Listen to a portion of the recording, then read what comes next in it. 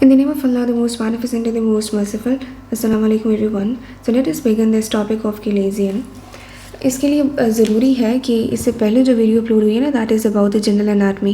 That's very important to go through this because उसमें फिर सारी एनाटमी आपको समझ आ जाएगी ना, तो उसके बाद जितना भी पैथोलॉजी है और जितने भी प्रोसेसेस हैं पैथोलॉजिकल, तो इनको समझने में आसानी होगी.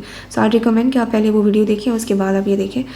चलाज़ियन को शुरू करता है. सबसे पहले चलाज़ियन होता है क्या, एंड हम इसमें थोड़ा सा इसको डिफ्रेंशिएट करेंगे चलाज़ियन को स्टाई से, और स्टाई को भी हम देखेंगे कि वो किस तरह से डिफ़र कर रहा होता है, राइट. अच्छा, सबसे पहले तो ये है कि चलाज़ियन को आप याद रखिएगा CS से, राइट. CS स्टैंड्स फॉर, जैसे हम कहते हैं ना CS है, कोर्स है, प्रोग्राम है, तो CS से याद रखिएगा. चलाज़ियन के अंदर होती है क्रॉनिक इन्फ्लेमेशन, और वो क्रॉनिक इन्फ्लेमेशन जो होती है ना, होती तो है लेकिन वो स्टेराइल होती है.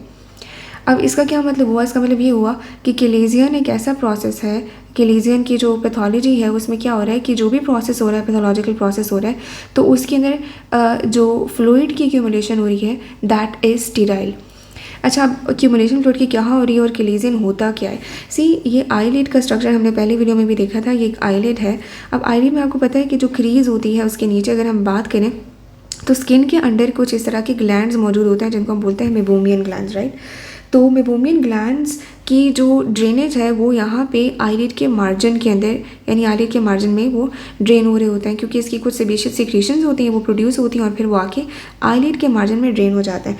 अब अगर कोई क्रॉनिक इन्फ्लेमेटरी प्रोसेस हुआ, कोई लिपोग्रैनुलोमा बन गया जिसकी वजह से ऑब्स्ट्रक्शन हो गई इन ग्लैंड्स की, तो क्या होगा कि सारी की सारी सिक्रीशंस इन ग्लैंड्स के अंदर रहेंगी, वो ड्रेन नहीं हो पाएंगी, जिसकी वजह से एक हार्ड सी, एक फर्म सी स्वेलिंग मिलेगी जो कि आईलिड के ऊपर होगी, और इसको हम बोलेंगे चलाज़ियन. तो CS का मतलब क्या था कि चलाज़ियन इज़ अ स्टेराइल सब्सटेंस, या इसका जो भी फ्लूइड होता है वो स्टेराइल होता है, यानी ये जो सेबेशियस सिक्रीशंस अंदर एक्यूमुलेट हो रही हैं they are sterile, right. So that's an important point. अब इसकी एटियोलॉजी क्या है कि मेबोमियन ग्लैंड्स की ऑब्स्ट्रक्शन है, दैट्स एन इम्पॉर्टेंट पॉइंट, ठीक है. ऑब्स्ट्रक्शन मेबोमियन ग्लैंड्स की हो रही है, और वो जो ऑब्स्ट्रक्शन हो रही है उसकी कोई भी वजह हो सकती है. This obstruction may be due to any infection. अब हमने तो कहा कि स्टेराइल है, तो इन्फेक्शन कहाँ से आ गया. इन्फेक्शन की वजह से ऑब्स्ट्रक्शन हो रही है, लेकिन वो जो फ्लूइड अंदर एक्यूमुलेट हुआ है वो स्टेराइल ही रहेगा, राइट. तो ये चीज़ थी. अच्छा, उसके बाद ये है कि कुछ ऐसे फैक्टर्स होते हैं जो कि इसको प्रिसिपिटेट करते हैं. इसमें से एक इम्पॉर्टेंट फैक्टर्स होता है ना, वो डायबिटीज़ मेलाइटिस है, क्योंकि आपको पता है कि वो ऑलरेडी एक इम्यूनोसप्रेसिव स्टेट होती है, तो बहुत सारे इसमें ऐसे कंडीशंस जो हैं दे टेक प्लेस, और उसमें एक चलाज़ियन जो है उसके भी डेवलप होने के चांसेस ज़्यादा होते हैं. फिर सेबोरिया है, एंड ब्लेफराइटिस, यानी कि आईलिड की अगर इन्फ्लेमेशन हुई हुई है तो उसके नतीजे में भी चलाज़ियन डेवलप हो सकता है. अब पैथोजेनेसिस क्या होती है कि जैसे मैंने आपको बताया कि आईलिड्स जो है ना, इनके अंदर जो ग्लैंड्स हैं, मेबोमियन ग्लैंड्स हैं, तो कोई भी क्रॉनिक इन्फ्लेमेटरी रिएक्शन हुआ जिसके नतीजे में जो ऑरिफिस ऑफ द ग्लैंड है उसकी ऑब्स्ट्रक्शन हो गई, और उसके नतीजे में सिक्रीशंस की एक्यूमुलेशन हो गई विद इन द ग्लैंड्स.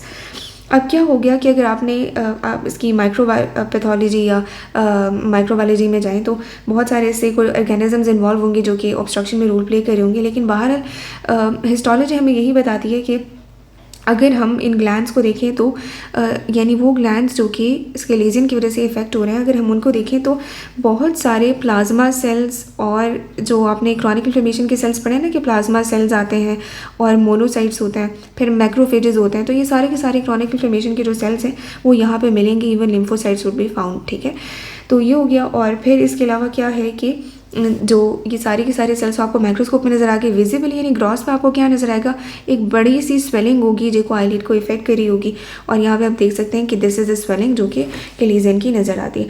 अब इसका कि इसकी कॉम्प्लिकेशन भी डेवलप करेगी ऑब्वियसली, क्योंकि अब इतनी बड़ी स्वेलिंग अगर आईलिड के ऊपर आ रही है तो उसके नतीजे में क्या होगा, since it is a mechanical weight, तो इस वेट की वजह से क्या होगा, प्रोट्रूजन हो जाएगी, राइट.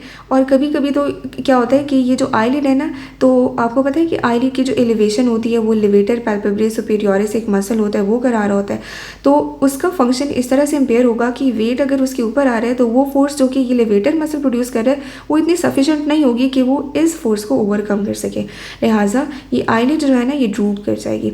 तो that's one of the complications जो कि चलाज़ियन के नतीजे में डेवलप कर सकती हैं, राइट. दूसरी कॉम्प्लिकेशन ये होती है कि ऑब्वियसली अगर इतना बड़ा वेट आपको नज़र आ रहा है ऊपर है, तो ये जब प्रेशर डालेगा तो ज़ाहिर है ये जो अंदर की तरफ प्यूपिल होता है प्यूपिल को भी कवर करेगा। अगर इसके नतीजे में टोसिस हो गई है तो प्यूपिल कवर हो जाएगा और इसकी वजह से ना ब्लरी विजन भी डेवलप हो सकती है। और ब्लरी विजन अगर होती है तो कुछ रिफ्रैक्टिव वायरस भी डेवलप कर सकते हैं। लिहाजा astigmatism is also one of the complication. तो कॉम्प्लिकेशंस के दो थी हैं, एक तो ये है कि मैकेनिकल वेट की वजह से टोसिस यानी protrusion drooping of the eyelid हो सकती है, और दूसरा ये है कि ब्लरी विजन हो सकती है और एस्टिग्मेटिज्म हो सकता है। नाउ क्लिनिकल फीचर्स क्या क्या हैं? क्लिनिकल फीचर्स में तो आप देखें, एक तो आपने देख लिया कि ग्रॉस जो है वो स्वेलिंग है, और जो है वो पेशेंट अगर आपके पास प्रेजेंट करता है तो फीचर्स यही होंगे कि एक स्वेलिंग है जो कि आईलिड की रीजन में डेवलप हुई हुई है। लेकिन इसमें एक इम्पॉर्टेंट बात ये होती है कि that this chalazion is painless. Remember that, ठीक है, ये पेनलेस होता है पहली चीज़।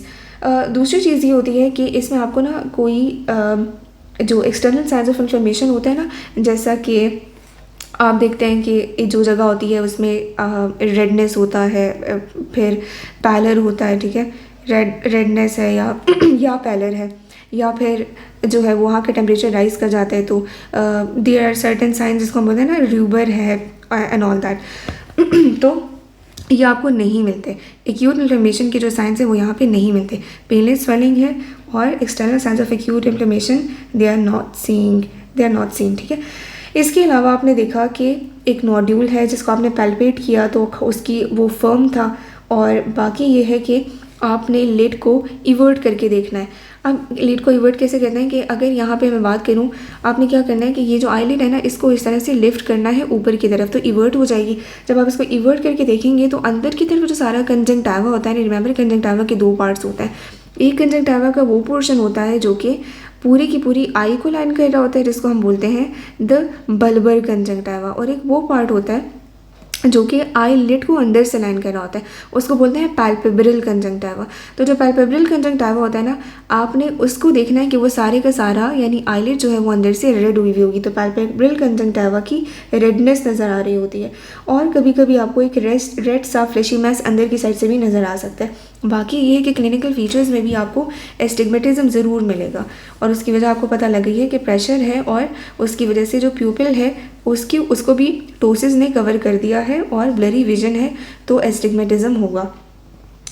अच्छा, अब क्या होता है कि कलेजन तो डेवलप हो गया, तो क्या ये नेचुरली रिजॉल्व कर सकता है? Yes it can. तो इसके ना कुछ इसका जो फेट है, अगर हम उसके बारे में बात करें तो क्या होता है कि या तो कलेजियन जो है वो इसकी खुद ही कंप्लीट रेजोल्यूशन हो जाती है, राइट, तो कंप्लीट रेजोल्यूशन हो जाती है, या फिर दूसरा इसके पास ये ऑप्शन होता है कि ये लिक्विफाई कर जाता है।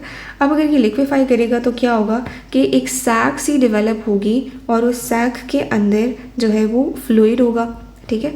और आपको पता है कि फ्लूइड फिल्ड सैक्स को सिस्ट बोलते हैं, तो a chalazion can lead to the formation of a cyst.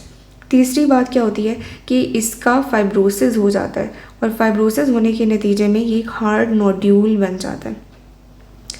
फिर कभी कभार हमने कहा था ना कि स्टेराइल है, लेकिन कभी कभार क्या होता है कि इन्फेक्शन हो जाता है इसका, और उसके नतीजे में पस फॉर्मेशन हो जाती है, ठीक है। तो ये है। इसके अलावा फिर इट कैन ऑल्सो बर्स्ट, लेकिन दैट्स अ रेयर कॉम्प्लिकेशन। फिर क्या है कि ट्रीटमेंट की अगर हम बात करें, we have gone through the fate, we have gone through the complications आपको पता है क्या थी? एक तो ये था कि टोसिस हो सकती है, और दूसरा ये था कि it can lead to astigmatism, right. अच्छा, अब इसकी ट्रीटमेंट कैसे करते हैं? ट्रीटमेंट के बारे में अगर हम बात करें तो 3 तरह से हम प्रोसीड करते हैं। सबसे पहले तो ये है कि कंजर्वेटिवली इसको कैसे मैनेज किया जाता है। तो कंजर्वेटिव ट्रीटमेंट इसकी ये होती है कि आप दें वार्म कंप्रेशंस। वार्म कंप्रेशंस क्या होते हैं कि 10 मिनट के लिए आपने किसी भी कपड़े को या किसी भी गर्म पानी का एक साक लेते हैं, और थोड़ा सा ना उसको लाइक हॉट कह सकते हैं या फिर वार्म कह सकते हैं, तो वार्म वाटर लेते हैं और उसके थ्रू आप जो है ना उसको अप्लाई करते हैं आइज़ के ऊपर, ताकि जो कंप्रेशन है उसके ज़रिए से जो कलेजियन है वो रिजॉल्व हो सके। और फिर आपने सेवरल टाइम्स देना है 10-10 मिनट के लिए। और दूसरा जो आपके पास ऑप्शन होता है ना वो ये है कि चूँकि topical steroids over the counter आपको मिल जाती हैं, तो आप टॉपिकल स्टेरॉइड्स अप्लाई कर सकते हैं, राइट। तो ये एक ऑप्शन होती है। फिर जो मेडिकल ट्रीटमेंट है इसकी प्रॉपर वो क्या है कि इसमें ना दे गो फॉर एन इंजेक्शन। वो भी स्टेरॉइड्स का ही इंजेक्शन होता है, लेकिन एक स्टेरॉइड आता है जिसका नाम होता है triamcinolone acetonide. Triamcinolone acetonide is a drug जिसको बाकायदा इंजेक्ट किया जाता है into the lesion via the conjunctiva. Conjunctiva के थ्रू अप्रोच करते हैं और वहाँ पे इसका इंजेक्शन लगाते हैं, ठीक है।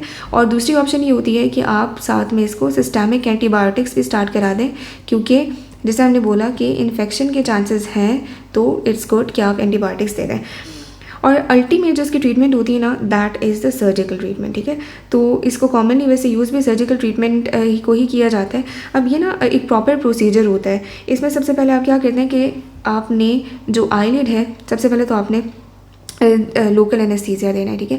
लोकल एनेस्थीसिया दे दिया, उसके बाद क्या है कि आपने इस आईलिड को इवर्ट करना है। और जब आप इसको इवर्ट करेंगे तो एक ये ना इस तरह से एक इंस्ट्रूमेंट आपको मिलता है जिसको क्लेजियन क्लैम्प बोलते हैं। क्लेजियन क्लैम्प को अप्लाई करना है और उसके बाद आपने इंसिजन देनी होती है और क्यूरेटाज के ज़रिए से, यानी क्लेजियन क्लैम्प के थ्रू आप क्यूरेटाज करते हैं।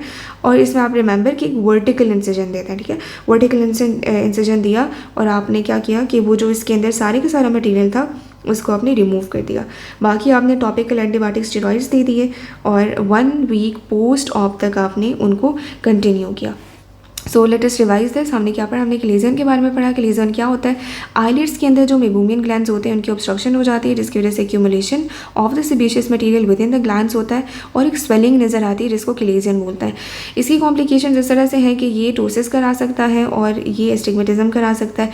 और फिर इसकी ट्रीटमेंट है। ट्रीटमेंट में आपने क्या करना है कि या तो आप स्टेरॉइड्स देते हैं, साथ में एंटीबायोटिक्स देते हैं और ultimately you go for the surgery, जिसमें आप क्लेजन कैम्प के थ्रू इंसिजन देते हैं और फिर क्यूरेटाज के ज़रिए से उस फ्लूइड को ड्रेन कर लेता है। Thank you so much.